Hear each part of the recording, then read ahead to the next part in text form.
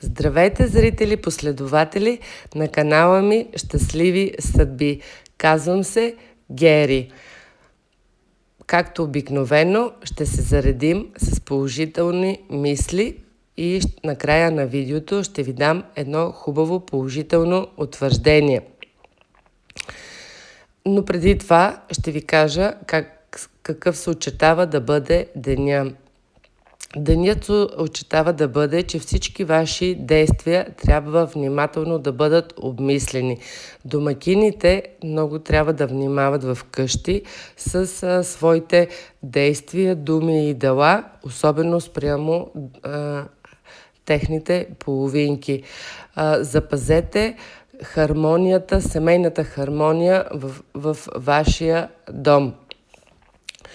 Може също така на днешния ден да правите някакви физически практики, примерно упражнения, йога или някой, който може, нека да излезе в парка да се поразходи бос по тревата или в планината, може да се отиде до река наблизо, ако имате, за да освободите това, което трябва да се махне от вас, негативната енергия, и да се заредите положително.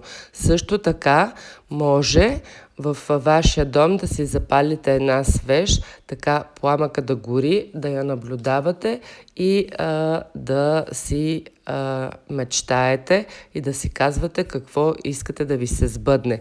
Може също така да си прекадите дома с тамян, така че да изгоните негативната енергия и да освободите всичко, което трябва да се махне от вашия дом. И положителното утвърждение за този ден е: